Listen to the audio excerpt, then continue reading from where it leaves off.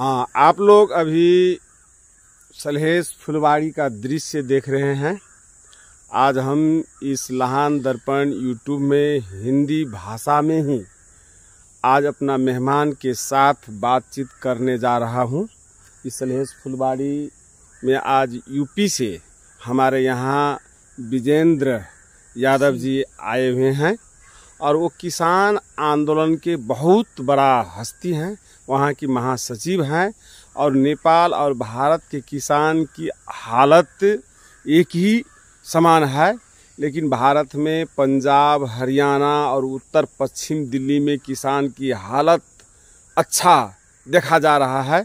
लेकिन इसी प्रकार से हर जगह की किसान की अवस्थाएं में सुधार होनी चाहिए। इस आंदोलन के से जुड़े हुए विजेंद्र यादव से आज हम सलहेस फुलवाड़ी में बातचीत करने जा रहे हैं। आपका इस नेपाल के धरती में सलहेस फुलवाड़ी जो हमारे इष्ट देवता है, इसमें आपका हार्दिक स्वागत है। धन्यवाद। आप अपना परिचय दीजिए स्वयं। मेरा विजेंद्र यादव नाम है। मैं यूपी से हूँ। यूपी का जो है प्रदेश प्रमुख महासचिव हूँ भारतीय किसान टिकैत का, और पश्चिमी उत्तर प्रदेश का प्रभारी हूँ। जी, आप जो यहाँ नेपाल में आए हुए हैं, अभी इंडिया में इलेक्शन 2024 में लोकसभा का इलेक्शन हो रहा है। 4 जून से वहाँ काउंटिंग है, अंतिम चरण है। आप नेपाल में है, तो इस बार भारत की चुनाव का मिजाज क्या है? ऐसा है, वर्तमान सरकार से हर वर्ग पीड़ित है। किसान, मजदूर, बेरोजगारी 45 साल का रिकॉर्ड तोड़ रही है भारतवर्ष में। महंगाई, किसानों को जीएसटी, तमाम तरह की समस्याएं, हर वर्ग पीड़ित है। और हम वहाँ की जनता बदलाव चाहती है। जिस तरह से मैं देख रहा हूँ, बदलाव के लिए वोटिंग हुई है। यूपी में 80 सीट है, वहाँ पर क्या होगी? यूपी में बहुत कांटे की टक्कर है। इस बार बीजेपी को हमारे देश के प्रधानमंत्री को गली गली घूमना पड़ा है।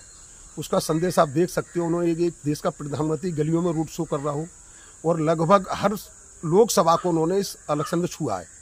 तो अंदर से बीजेपी की हालत खराब है और बहुत कड़ी टक्कर है। मोदी 10 बार भारत का प्रधानमंत्री रहा, उसमें किसान की हालत में सुधार हुई कि किसान की समस्या और बढ़ गई? किसानों की समस्याएं बढ़ गई।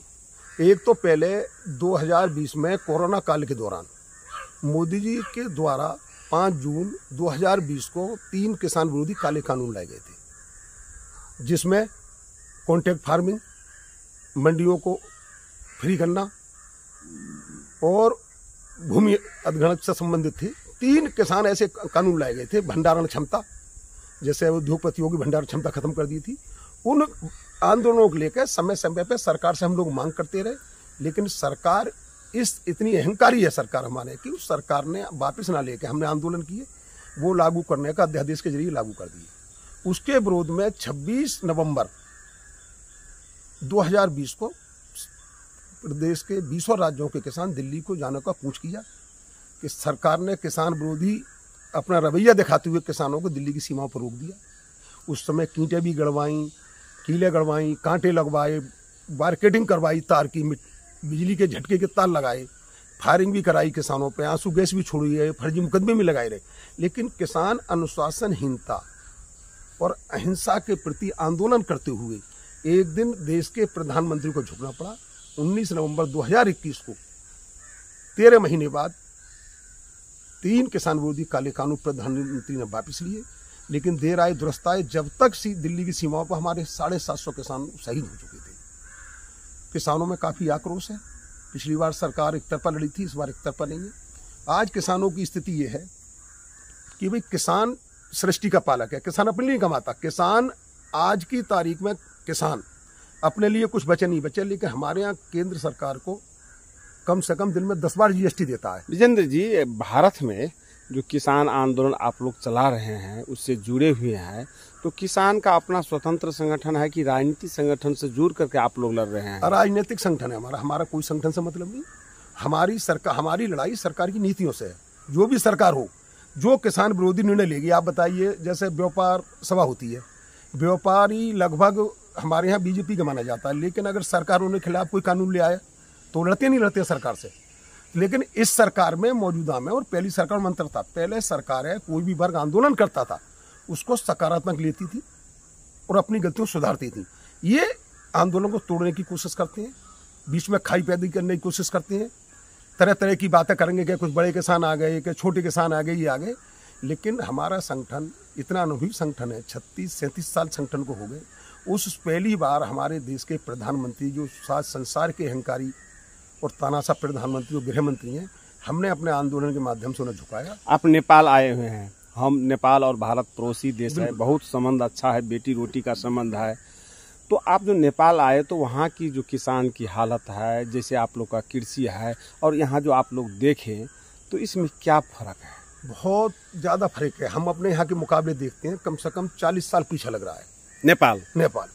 और हमारे किसान भाइयों की, हम गाँवों में भी गए, जिस तरह से स्थिति देख रहे हैं आज हमारे पश्चिमी उत्तर प्रदेश, पंजाब, हरियाणा, मध्य प्रदेश, लगभग 80% उत्तर प्रदेश की स्थिति है कि गरीब से गरीब का भी घर पे छत होगी। लेकिन हाँ, हमारे किसान भाई जिस हालत में रह रहे हैं, बांस की चाली बना रहे हैं, उसी में रह रहे हैं, वो देख के हमें भी कष्ट हुआ। हम भी चाहते थे कि आप लोगों से बात हो, अपने किसान भाइयों के बारे में सोचें। और हम चाहते हैं कि भाई किसान भाई हम लोग पहले से जागरूक हैं, हमारा कुछ लाभ उठाएं, अच्छी किस्म के बीज उधर से लाएं, अच्छी किस्म की बीज ला के अपनी फसल पैदा करें। हमारे यहाँ किसान अगले साल बीज इस्तेमाल नहीं करता, जो किया दूसरी बार नहीं करेगा, दूसरी बार नहीं करेगा। अब जैसे भारतीय किसान यूनियन ने नेपाल का किसान का क्या चीज़ सब, जैसे बीज हुआ, खाद हुआ, चावल हुआ, आलू हुआ, इस सब का क्या सहयोग कर सकते हैं? पूरी तरह से जनरान भाई हैं हमारे, कृषक समूह संजाल चलाते हैं संगठन अपना। उसी संगठन के नाते हमारी उनकी मुलाकात हुई और उन्हीं की वजह से मेरा दूसरी बार यहाँ आने का मौका मिला है। हमने उनसे जिक्र करिए, आप लोग हों, आज जैसे आलू आपके यहाँ 5,000 रुपये कुंटल बिक रहा है, हमारे 1800 है, उसके मुकाबले भी दूने पे पहुँच गए हमारे यहाँ के आलू है। तो हम चाहते हैं कि भाई जो चीज़ें हमारे यहाँ हैं, हमारे आपके हों, आप लोग आएँ, हम लोग आपके सहयोग को, यहाँ के किसान भाई जो भी आएँ, उन्नत बीज की बात है वो भी हम उपलब्ध बढ़िया कराएंगे। और कुछ देखें आके, वहाँ भी हम चाहते हैं कि भाई एक समूह आए। मान लीजिए विजेंद्र जी, आप जो नेपाल अभी आए हैं, तो आप चाहते हैं जी नेपाल के जो किसान लोग हैं उन लोग से संबंध बना करके आवत जावत हो, एक दूसरे को अनुभव करे, इससे भी हम लोग अपना समस्या को समाधान कर सकते हैं, अपना लड़ाई को आगे बढ़ा सकते हैं। इस मकसद से आप आए हुए हैं कि ऐसे पर्यटन? हमारा मकसद यही था। पिछले साल हमने यहाँ के कुछ लोगों को बुलवाए, अपने नेता जो हमारे देश का ही नहीं अंतर्राष्ट्रीय लेवल का संगठन हमारा टिकट भारतीय किसान यूनियन है, उनसे इन लोगों की मुलाकात कराई। अभी नवंबर महीने में जयनारायण भाई भी आए, उनकी टिकट सबसे मुलाकात कराई। हम ये चाहते हैं कि आपके यहाँ के भी लोग आएँ और हमारे यहाँ खेती देखें कैसे होती है। आज आपके यहाँ हमारी सब जमीन खाली पड़ी है, हमारे ज़मीन नहीं रहती। हमारे यहाँ अब मक्का खड़ी है, मक्का कटेगी, उसमें आलू हो जाएगा, आलू कटेगा, धान हो जाएगा। और तमाम लोग टेक्निक तरीके से, जैसे हम आपके यहाँ आम बहुत है, आम गए तमाम आम टूट टूट गिर रहा है, हमारे नहीं गिरेगा। हमारे यहाँ स्प्रे और हमारे यहाँ उनका ऐसी कोई दवाइयाँ लगाई जाएंगी, आम जैसे गल गल के गिर रहा है जी, वो हमारे नहीं गिरेगा। एकदम सब आम सब अच्छा निकलेगा। हाँ, अच्छा निकलेगा। मार्केट का कैसा अवस्था है आप लोग का? जैसे मान ली वहाँ का किसान जो अपना पैदावार करता है, उत्पादन करता है, उसके लिए मार्केट कैसा है भारत में? मार्केट बहुत अच्छी व्यवस्था है। 2, 3, 4 फसलें हमारे यहाँ MSP पे खरीदी जाती है। MSP समझ रहे होंगे आप, अंतर्राष्ट्रीय MSP है, मिनिमम सपोर्ट प्राइस, यानी मिनिमम रेट सरकार द्वारा तय कर दिया। जैसा हमारे गेहूं का 2295 रुपये था, तो सरकारी खरीद होती है, तो हमारे यहाँ के किसान जागरूक है, 2295 भी डालेंगे। और एक बात, जैसे कि आप लोगों को किसान जो फसल उत्पादन किया उसको मूल्य किसान निर्धारण करता है कि व्यापारी लोग करता है? नहीं, ये तो हमारी लड़ाई चल रही है, उसका निर्धारण व्यापारी लोग ही करते हैं। आप लोग का क्या मांग है? हमारी मांग है कि सरकार हमारी 28 फसलों पे MSP घोषित करती है। सरकार MSP देना हमें सुनिश्चित करे, MSP गारंटी स्वयं किसान हम लोग घोषित करेंगे, यूनियन इसका करेगा। परिस्थितियां ऐसी हैं, देश बड़ा है, कहीं जूट की खेती हो रही है, जूट बारी लड़ रहे हैं तो गन्ना वालों पर कोई फर्क नहीं, कहीं कपास की खेती हो रही है तो आलू बारी पे कोई फर्क नहीं। देश बड़ा है, तरह तरह की खेती है, तरह तरह के सिस्टम है।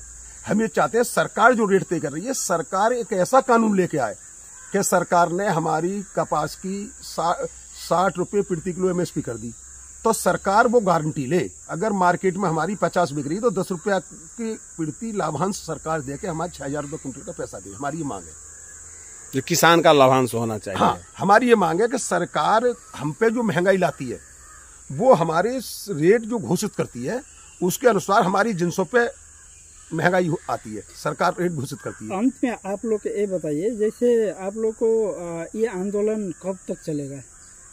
ये आंदोलन लगातार है, लड़ाई लंबी है, सरकारें ढीठ हो गई हैं। सरकारों की हालत ये है कि जितना छीन लोगे, पहले सरकारें देती थी, अब हमें छीनना पड़ता है, क्या ना, हाथी मुंह बनना, जितना लड़ झगड़ लोगे ले लोगे। जैसे हम लोग ये देखते हैं कि जब से हमारा संगठन बना है, उससे पहले किसान की स्थिति बहुत खराब थी, लेकिन उसके निरंतर बाद अब चुनाव आता है तो सरकारों की, राजनीतिक पार्टियों की मजबूरी होती है, उन्हें किसान करना पड़ता है। जैसे आप लोग 20 वर्ष लंबा समय से आंदोलन कर रहे हैं। हाँ, 36 से 30 वर्ष के दौरान में आप लोग को किसान लोगों का क्या सुधार क्या हुआ, सेवा सुविधा क्या मिला? बहुत। हम जब संगठन नहीं था, भारत में पहली बार भारतीय किसान यूनियन संगठन चौधरी महेंद्र सिंह टिकैत ने बनाया, और लोग जानते नहीं थे। उस संगठन ने लड़ाई लड़ी। आज स्थिति यह है कि प्रत्येक कार्यालय, प्रत्येक जगह भारतीय किसान टिकैत के लोगों को सम्मान मिलता है। अगर एसडीएम से कोई काम है तो हमारे किसान कार्यकर्ता इतने जागरूक हैं, एसडीएम का हाथ पकड़ काम करा लेते हैं। दूसरे, कई बार सरकारों को हमारे संगठन ने विवश किया है कर्जा माफी के लिए, बिजली के बिल माफ करने के लिए। अभी यूपी में हमारी मांग थी पुरानी, अभी यूपी में ट्यूबवेलों को बिजली फ्री करी हुई है, बहुत दिन से मांग थी। तो सरकारों को हम कहीं ना कहीं इस मोड़ पे ला के खड़ा कर देते हैं। हम अपनी बातों को इतना उठाते हैं कि उन्हें वोट लेने के लिए हमारी समस्याओं को कुछ ना कुछ हल करना पड़ता है। जैसे विजेंद्र जी, आप नेपाल आए हुए हैं, आपको जो बात सुने तो भारत में बहुत किसान के लिए आप लोग लड़ रहे हैं, किसान की भलाई के लिए। तो नेपाल के जैसे हम लोग अभी यहाँ पर 3 लोग पत्रकार हैं, हमारे वरिष्ठ, हमारे नेपाल पत्रकार महासंघ के सिराहा के पूर्व अध्यक्ष दिनेश्वर प्रसाद गुप्ता है, महेश जी है, और हम सब जीवछ उदासी है। तो यहाँ के जो कुछ पत्रकार लोग आप लोग के खेती वगैरह जाकर देखे, अवलोकन करें और उसको यहाँ पर आकर के प्रचार प्रसार करें, तो इसके लिए आप माहौल बना सकते हैं। बिल्कुल, आमंत्रण है आप लोगों के लिए, स्वागत है आप लोगों का। हमने जनरल भाई से गई, आप एक नहीं, जितना आप सुविधा के अनुसार समय हो आप आइए। हम पूरा वहाँ की खेती और किस तरह से पैदावार होती है, और आप यहाँ उस बात को आके छापिए, लोगों को बताइए। हम ये चाहते हैं, किसान किसान है। आज हमारा जो भारतीय किसान यूनियन है, टिकैत संघ देश के 60 देशों में काम कर रही है। यहाँ से भी कुछ लोग हमारे संगठन से जुड़े हुए हैं, जो टिकैत साहब के पास जाते हैं। तो हम ये चाहते हैं किसानों की दिशा सुधरे। यहाँ की स्थिति किसानों को देखकर वास्तव में हमें भी बड़ा कष्ट हो रहा था। बहुत दयनीय स्थिति है, चेहरा बता देता है आदमी का इस तरह के, भाई ये कितना परेशान है। आज गांवों की स्थिति ये है कि मकानों के नाम पे बांस की ठाट बने हुए हैं, उसी पर डबल बना रहे हैं। तो और जबकि ज़मीन आपके यहाँ की बहुत बढ़िया है। इस ज़मीन में अगर पैदावारी की जाए तो हमारे यहाँ तो ज़मीन से बहुत कुछ ले चुके हम। ये ज़मीन तो करीब 50 साल अभी बहुत कुछ देने वाली है। इसकी जुताई, खुदाई, निराई, उड़ाई बढ़िया हो, वैज्ञानिक तरीके से खेती करी जाए। तो हम आप लोगों को आमंत्रित करते हैं, सहयोग नहीं आमंत्रित करते हैं, आप आइए, आपको पूरी बारीकी से खेती समझवाएंगे। उसके बाद भी, और आपको जो भी अच्छे तीर्थ स्थल हम घुमाएंगे, आप आएँ। हम पिछले साल भी आए थे, जनरल भाई हैं हमारे, सख समूह संचाल चलाते हैं, वो हम लोगों को जुड़े, और वो हमारे किसान यूनियन के कम से कम 1,000 लोगों जुड़े हुए हैं। हमसे जुड़े, फिर जो हमसे जुड़े उनसे जुड़े। मेरे जनपद में ही कम से कम 100-200 लोगों से जुड़े हुए हैं, उनसे उनकी लगातार बात होती रहती है। तो खेती का सुधार की यहाँ आवश्यकता है। यहाँ खाद की कमी चल रही है, रासायनिक दवाइयों की कमी है। जैसे अब आम का सीजन चल रहा है, उस पर स्प्रे हो जाए, आम जो गिर रहा है, टूट रहा है, रुक जाएगा, और फल भी अच्छा हो जाएगा। तो कुछ हमारे यहाँ किसान भाई हैं, उन्हें सीखने की ज़रूरत है। और पूर्वी उत्तर प्रदेश में तो हमारे यहाँ भी खेती का नहीं, उसके लिए हम अपनी पश्चिमी उत्तर प्रदेश अपने यहाँ आपको आमंत्रित करते हैं। आप एक समूह के साथ आएँ। धन्यवाद।